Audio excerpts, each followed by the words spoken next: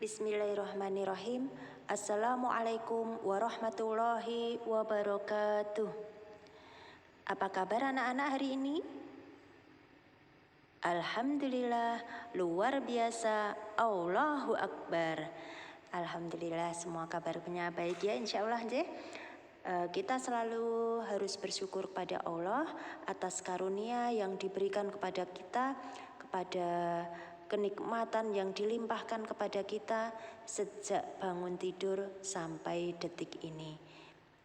Baik anak-anak, sebelum kita mengawali pelajaran kali ini, kita baca doa sebelum belajar agar apa yang kita pelajari ini dapat manfaat dan mendapatkan berkah dari Allah Subhanahu wa Ta'ala. Kita awali dengan basmalah. Bismillahirrahmanirrahim. Raditu billahi rabba wa bil islami dina wa bi muhammadin nabiyyan wa rasula. Rabbi zidni ilma warzuqni fahma. Amin. Ya. Kemudian kita lanjutkan pelajaran kita kali ini. Kita masih di tematik kelas 3 SD, tema 3, subtema 1. Apa yang kita pelajari? Aneka benda di sekitarku. Ya. Sesuai dengan judul yang ada di sini, aneka benda di sekitarku, maka beberapa hal yang kita pelajari adalah benda-benda di sekitar kita pada pembelajaran yang pertama dahulu. Kemudian benda terbuat dari kayu pada pembelajaran kedua. Dilanjut pembelajaran ketiga itu kertas, benda dari kertas yang ada di sekitar kita. Kemudian yang keempat, plastik, solusi dan masalah, termasuk benda-benda yang terbuat dari plastik itu apa saja, itu ada di sana. Nah, pada saat ini kita akan mempelajari tentang benda yang terbuat dari kaca, dari logam, dan dari karet. Kemudian nanti kita diskusikan bersama beberapa cara penyelesaian. Oke, yuk nak, sebelum kalian memahami atau mempunyai contoh-contoh benda-benda yang terbuat dari kaca, kelebihan dan kekurangannya, maka ada tugas yang harus kalian kerjakan terlebih dahulu, yaitu mengamati benda-benda di sekitarmu. Mengamati, kemudian kamu lihat-lihat bahannya itu terbuat dari apa benda-benda yang ada di sekitarmu itu. Nah, kalau sudah tahu, tuliskan di kolom-kolom yang masih kosong ini. Di kolom kedua, ini kamu tulis benda yang ada di sekitarmu namanya apa.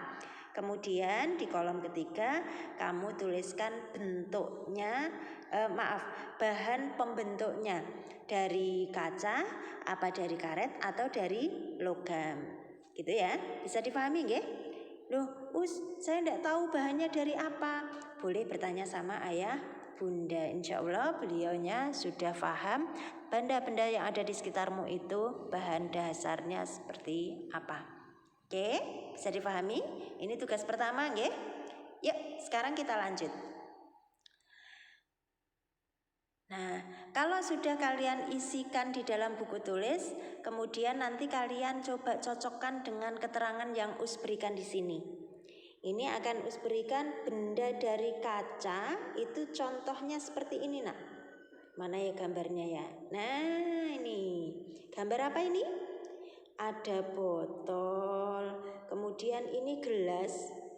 Yang tengah ini gelas, tapi gelasnya besar sekali nih. Ini botolnya yang kekecilan atau gelasnya yang kebesaran ini. Ada botol, ada gelas, kemudian ini juga gelas dengan bentuk yang lain. Semua benda ini terbuat dari kaca. Nah kira-kira nak, kenapa kok benda-benda yang untuk penyimpanan seperti ini kok rata-rata dari kaca? Kenapa kok bukan dari kertas? Iya, karena kaca itu memiliki sifat yang kedap air. Kedap air itu artinya air tidak bisa merembes melalui lubang-lubang kecil. Dan kaca tersebut tembus cahaya. Oleh karena itu, kaca digunakan untuk membuat benda-benda yang tahan air. Coba bayangkan nak, kalau kalian minum, menuangkan air, gelasnya itu pakai gelas yang terbuat dari kertas. Kira-kira apa yang terjadi?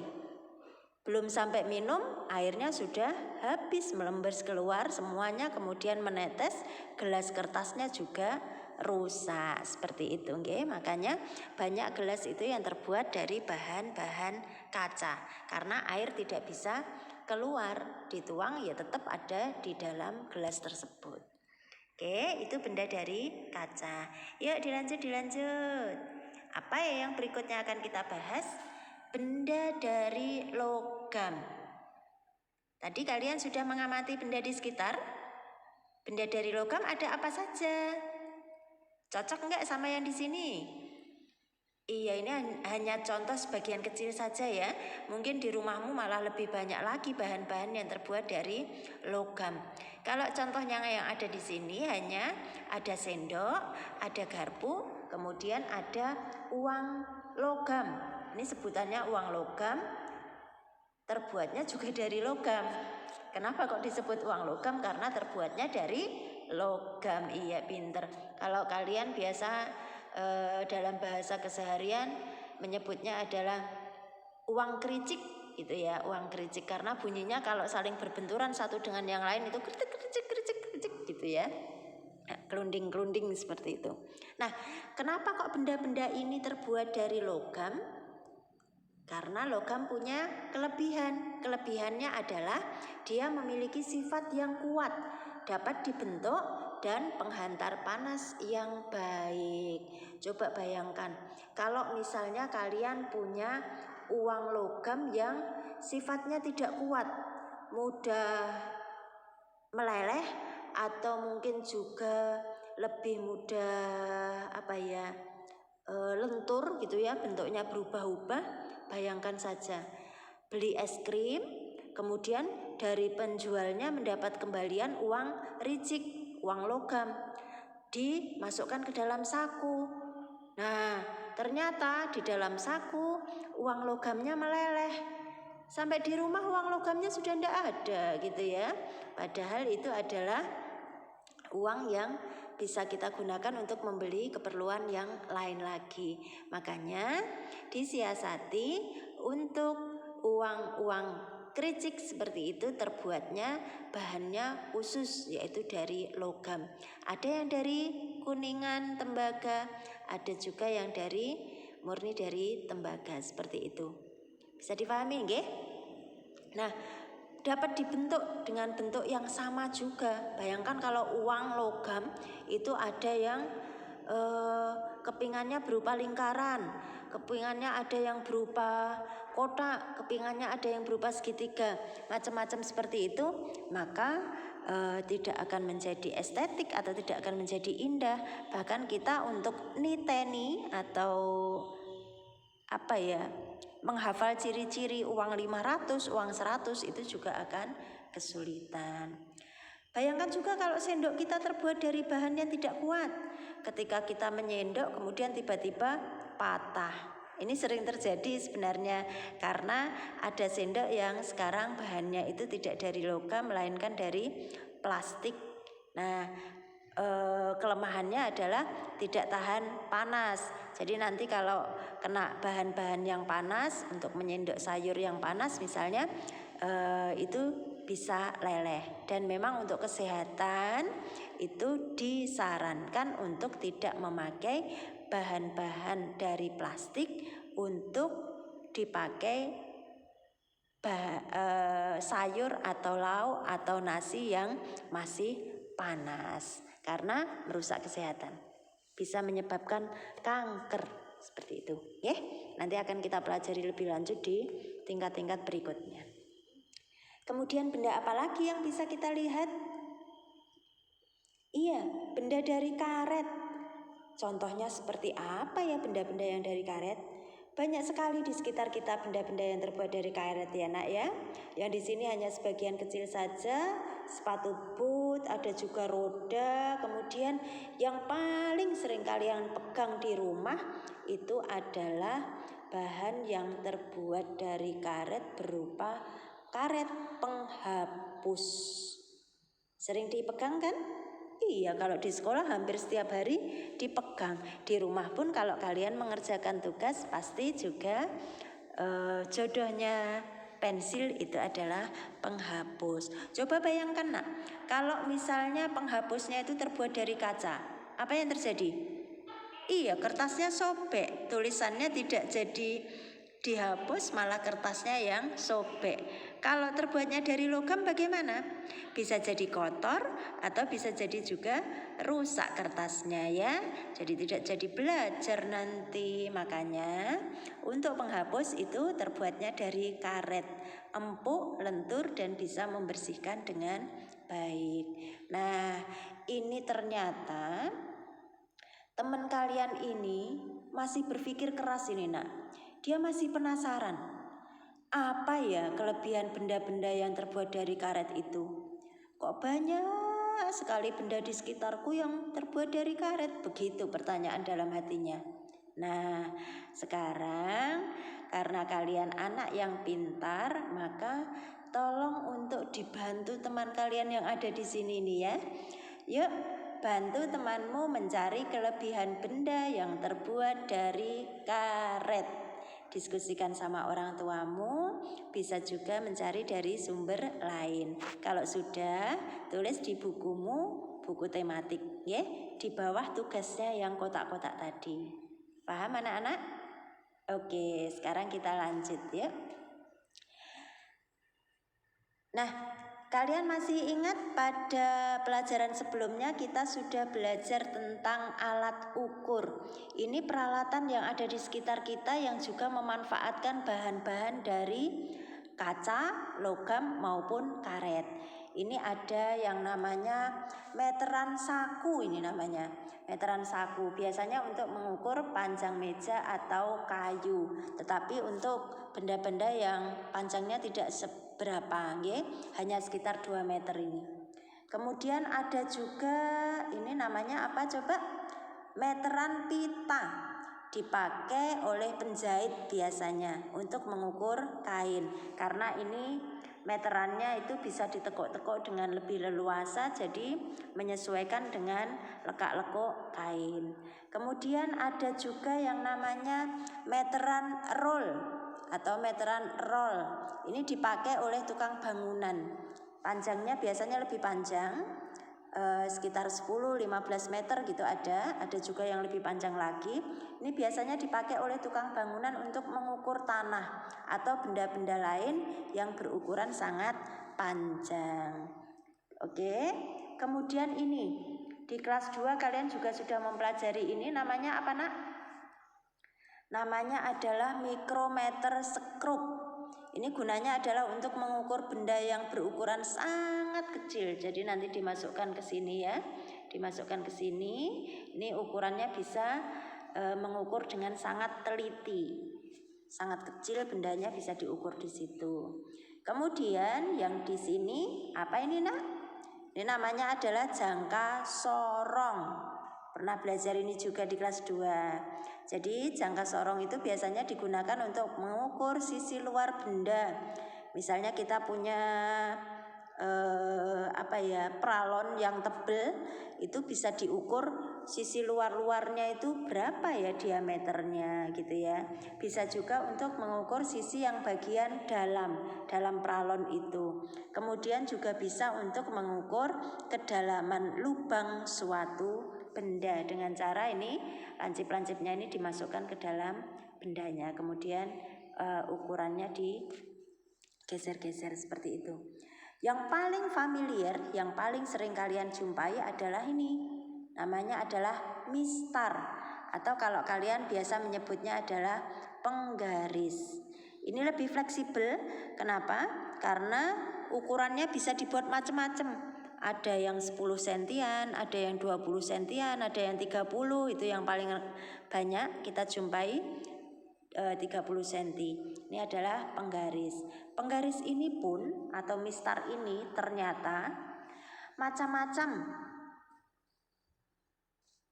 Ada yang bahannya terbuat dari apa ini? Coba logam.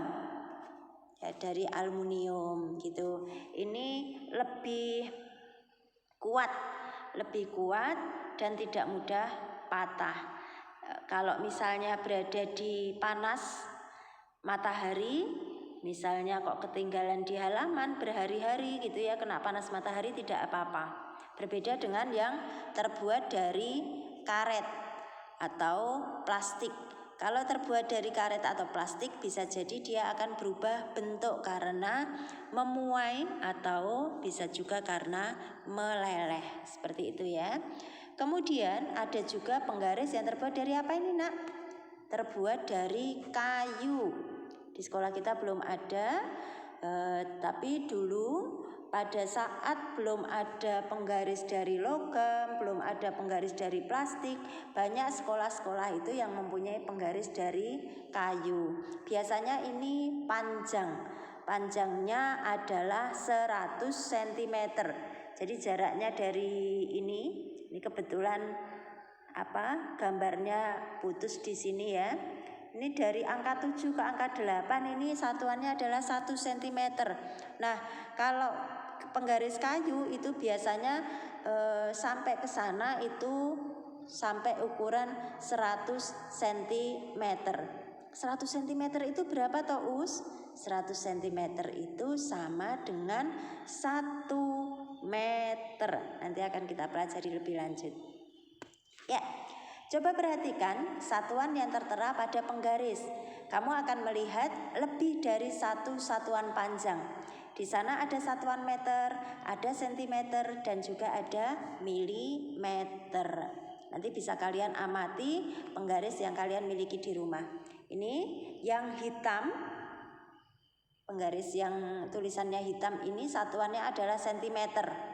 Jadi dari 0 ke 1 itu 1 cm, 1 ke 2 itu dibuat lengkung 1 cm. Sama, coba kita lihat. Ini 1 cm. Kemudian dari 4 ke 5 itu jaraknya kan sama ini. Dari 0 ke 1, 4 ke 5 itu jaraknya sama. Itu berarti tetap 1 cm. Kemudian 8 ke 9 juga 1 cm. 13 ke 14 ini Ustazah ambil acak itu juga 1 cm. Kemudian yang ukuran di sini ini ukuran inci ya, ini ukuran inci. Belum kita pakai sekarang. Yang kita pakai baru sentimeter, nanti ke meter. Nah, terus yang kecil-kecil ini, Us. Di setiap 0 sampai 1 kok ada yang kecil-kecil sejumlah 10. Ini apa? Nah, yang kecil-kecil itu adalah satuan milimeter. Jadi 0 sampai 1 itu adalah 1 cm. Kemudian yang tengah-tengah itu ada 10 garis kecil-kecil, itu adalah satuan milimeter. Oke, bisa kita lanjut. Meter, senti, dan milimeter adalah satuan panjang. Apakah kamu dapat mencari hubungan antara satuan meter, senti, dan milimeter? 1 meter itu berapa sentimeter? Dan berapa milimeter? Gitu pertanyaan teman-temanmu yang ada di sini. Coba kamu terangkan. Nah, ini adalah penggaris dengan ukuran 1 meter. Loh, kok tahu, Us, kalau 1 meter? Di sini kan terpotong, Us, kita tidak tahu mulainya dari mana. Setiap penggaris itu mulainya pasti dari 0. Jadi dari sana itu 0. Karena terlalu panjang gambarnya Us potong ya, biar akhirannya ini kelihatan. Nah, panjang penggaris itu berapa? Itu bisa dilihat dari akhirnya. Kalau akhirnya itu adalah 100 cm, berarti panjang penggaris itu ya 100 cm. Kalau berakhirnya cuma 30 cm seperti penggaris kalian di rumah, itu berarti penggaris tersebut panjangnya hanya 30 cm. Ini 2 contoh dari atas dan bawah ini sama. Panjangnya adalah 100 cm. Nah, 100 cm itu sama dengan 1 meter. Lah, apa iya toh, Us? Kok bisa? Coba kita lihat. Nih, 1 cm itu sekian. Kemudian kalau 100 cm itu nanti kalian bisa lihat itu sama saja dengan 1 meter. Persamaan dari sebuah ukuran panjang. Bisa diterangkan dengan bentuk tangga seperti ini. Ini kelas 2 kalian sudah mempelajari ini. Jadi satuan panjang itu ada kilometer, ada hektometer, kemudian ada dekameter, ada meter, ada desimeter, kemudian ada sentimeter, kemudian ada milimeter. Setiap naik itu artinya kalau dicari dari milimeter disuruh mencari desi, senti dan sebagainya yang arahnya ke atas, itu maka setiap naik 1 tangga dibagi dengan 10. Jadi setiap naik itu dibagi dengan 10. Nah, bagaimana kalau dari kilometer atau dari meter disuruh mencari senti, disuruh mencari mili, seperti itu bagaimana? Maka kebalikannya tadi, setiap turun 1 tangga maka harus dikalikan dengan 10. Naik dibagi, turun dikali. Coba kita lihat di sini, Nak. Yang hubungannya tadi dari meter ke sentimeter. Ini ada meter ke senti, ada meter ke senti. Tangganya ada berapa ya? Coba kita lihat. Meter melewati desimeter, nih ya, nih. Kemudian, berikutnya adalah sentimeter. Jadi meter, desimeter, sentimeter. Tangganya ada berapa? Coba kita lihat. Meter ke desi 1 tangga, desi ke senti ada 1 tangga. Berarti keduanya ada berapa tangga? Ada 2 tangga. Tangga pertama dari meter ke desimeter itu berarti dikali dengan berapa setiap turun 1 tangga? Dikali dengan 10. Kemudian tangga berikutnya dari desimeter ke sentimeter juga dikali dengan 10. Maka kalau kita punya 1 meter dijadikan sentimeter, gitu ya. Maka dari angka 1 tadi dikali dengan 10 dikali lagi dengan 10, maka akan menjadi 1 kali 10 kali 10. Berapa, Nak? 100 cm. Jadi 1 meter itu sama dengan 100 cm. Makanya tadi penggaris tadi kalau berakhiran dengan 100 cm maka sama saja dia berukuran berapa? 1 meter. Bisa difahami di sini? Oke, ya. Sekarang kita lanjut. Kalau kebalikannya bagaimana? Ya mudah saja. Tadi setiap turun tangganya akan dikalikan. Kalau naik maka akan dibagi. 1 tangga itu 10 gitu ya. Nah, sekarang kalau misalnya dari sentimeter disuruh mengubah menjadi meter. Coba kita lihat sentimeter, kemudian melewati desimeter, kemudian melewati meter. Berapa tangga ini ya? Sama seperti tadi, coba kita cek. Sentimeter naik ke desimeter itu adalah 1 tangga. Kemudian desimeter ke meter itu naik 1 tangga. Berarti ada 2 tangga. Cara menghitungnya bagaimana? Kita lihat. Sentimeter ke desimeter 1 tangga naik. Dikali apa dibagi? Dibagi dengan berapa? Dibagi dengan 10. Kemudian dari desimeter ke meter naik berapa tangga? 1 tangga. Naik dikali apa dibagi? Dibagi dengan berapa? Dibagi dengan 10. Yuk coba kita lihat. Kalau misalnya kita punya 100 cm, maka untuk dijadikan meter akan menjadi berapa? Yuk angka 100 ini tadi menuju ke meter, karena tangganya 2 berarti dibagi 10 sebanyak 2 kali jejer. Dibagi 10 dibagi 10 menghasilkan berapa? 100 dibagi 10 dibagi 10. Itu sama saja 100 dibagi 100. Bilangan yang sama untuk dibagi itu berarti nilainya adalah 1. 100 cm sama dengan 1 meter. Bisa difahami nak? Alhamdulillah, insya Allah bisa nggih? Yuk, dari ketentuan di atas maka berlaku untuk ukuran-ukuran yang lain. Tadi patokannya adalah 1 meter sama dengan 100 cm. Bagaimana kalau misalnya kita disuruh mencari 5 meter sama dengan berapa sentimeter? Ya udah mudah saja, satuan meter menuju ke sentimeter, kalian cek lagi tangganya. Ternyata turun 2 tangga. Kalau turun berarti dikali berapa? Dikali 10. Sebanyak berapa?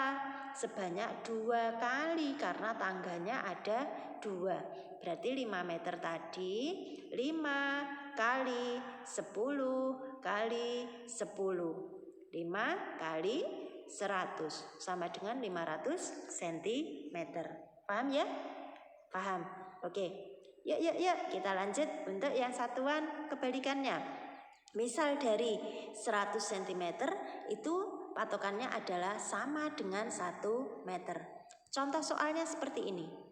Misal kalian punya sebuah barang panjangnya adalah 200 cm. Disuruh mewujudkan dalam bentuk meter. 200 cm itu berapa meter toh? Misalnya ditanya seperti itu. Kita cek lagi tangganya. Sentimeter kok ke meter? Naik apa turun? Oh naik. Naik berapa tangga? 2 tangga. Kalau naik berarti dibagi apa dikali? Dibagi. Dibagi berapa setiap naik? Dibagi 10. Karena naiknya 2 tangga berarti dibagi 10 lagi sebanyak 2 kali ini ya. Berarti 200 cm itu sama saja 200 dibagi 10 dibagi 10. Artinya 200 dibagi 100 sama dengan 2 meter. Nanti kalau belum paham atau terlalu cepat bisa diputar ulang lagi ya. Oke nak. Beni mengukur panjang pita 5 meter 30 cm. Artinya pitanya Beni itu 5 meter lebihnya 30 cm. Nah, berapa panjang pita Beni dalam satuan sentimeter? Ini bisa kita lihat di sini. Jawabnya adalah 5 meter 30 cm. Itu artinya 5 meter ditambah dengan 30 cm. 5 meter itu sama dengan 5 kali 10 kali 10 menjadi 500 cm. Dan tadi sisanya ada 30 cm ditulis di sini. Oke? Artinya apa? 5 meter ditambah 30 cm tadi kalau dijadikan cm semua akan menjadi 500 cm ditambah dengan 30 cm sama dengan panjang pitanya adalah 530 cm. Itu soalnya seperti itu. Ada satu soal lagi. Misal panjang mobil Ayah Dayu adalah 410 cm. Nah, kalau dicari dalam bentuk satuan meter panjang mobil Ayah Dayu itu tadi berapa ya? Coba kita cek di sini. 410 cm itu artinya kalian buat ratusannya dulu. Artinya sama dengan 400 cm ditambah kelebihannya berapa? 10 cm. Artinya apa? Artinya 400 cm sendiri itu kalau dijadikan meter berapa nak? Turun. Artinya sentimeter ke meter itu naik berarti dibagi 10. Karena naiknya 2 tangga berarti dibagi 10 dibagi 10. Berarti 400 dibagi 100 sama dengan 4 meter. Masih ada sisa tadi. Sisanya adalah 10 cm. Jadi panjang mobil Dayu adalah 4 meter 10 cm. Gitu ya, bisa difahami ya? Iya. Kita masih mempunyai kelebihan 10 cm dan tetap harus ditulis. Tuh. Oke, sekarang berlatihnya ini.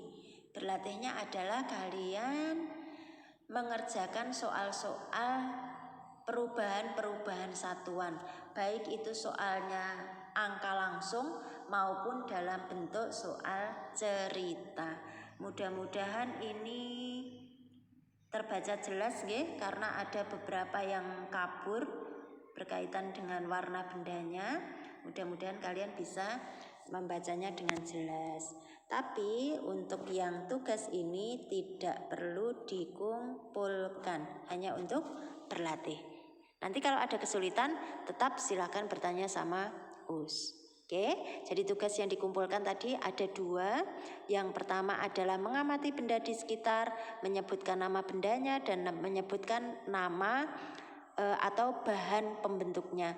Kemudian yang kedua adalah menjelaskan kelebihan benda yang terbuat dari karet. Sedangkan untuk hitung-hitungan yang ini tidak perlu dikumpulkan. Demikian anak-anak, mudah-mudahan bisa difahami. Mohon maaf atas segala kekurangan dan kekilafan. Wabillahi taufiq wal hidayah, waridha wa inayah. Wassalamualaikum warahmatullahi wabarakatuh.